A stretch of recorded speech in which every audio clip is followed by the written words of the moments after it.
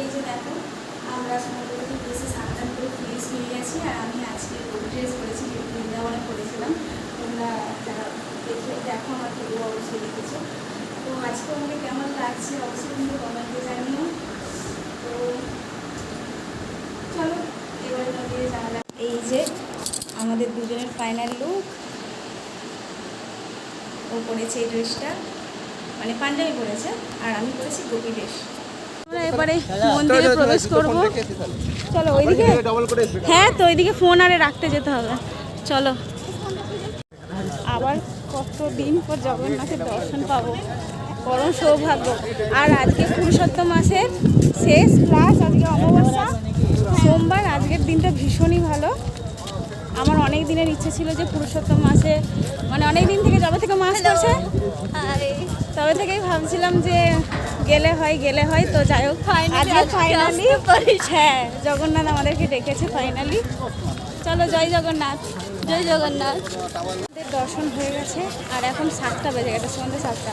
আমরা পুরো 12:30টার সময় লাইন দিয়েছিলাম, 6:30টার সময় আর আমাদের দর্শন হয়েছে খুবই ভালোভাবে। একদম ঘেমে স্নান, প্রচুর কষ্ট কিন্তু খুব ভালোভাবে দর্শন হয়েছে। চলো কয়েকটা ছবি টবি তোলার আছে।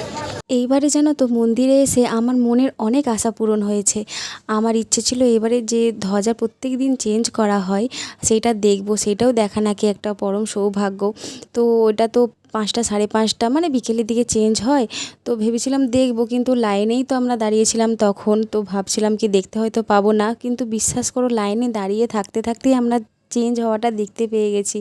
মানে কি বলবো। আর তার থেকেও যেটা, যে ওই ধ্বজা আমরা বাড়ি নিয়ে যাচ্ছি, ধ্বজাটা চেঞ্জ করে নিচে নেমেছে আর আমরা তখন দর্শন করে বেরিয়েছি। আর তখনই আমি ওকে বলছি দেখো এই ধ্বজাটা নিয়ে যাবো বাড়িতে। তো আমি নিয়ে এসেছি, পরে ভিডিওতে শেয়ার করবো। এখন আমরা রেডি হয়ে আবার মানে ড্রেস চেঞ্জ করে এখন আসছি একটু বিচে। মানে আজকে বলো কতটা কষ্ট করে আমরা ঠাকুর দর্শন করেছি। 6 ঘন্টা, হ্যাঁ 6 ঘন্টা হয়ে যাবে। ও অবস্থা খারাপ। এই বসে একটু ঝালমুড়ি খেলাম, এখন এই মেলাটা ঘুরবো একটু। এই দেখো এটা যেমন লাগছে ঘোড়াটা। কোনটা বলো? এই হ্যাঁ মেঘটা ঠিকই বলেছো।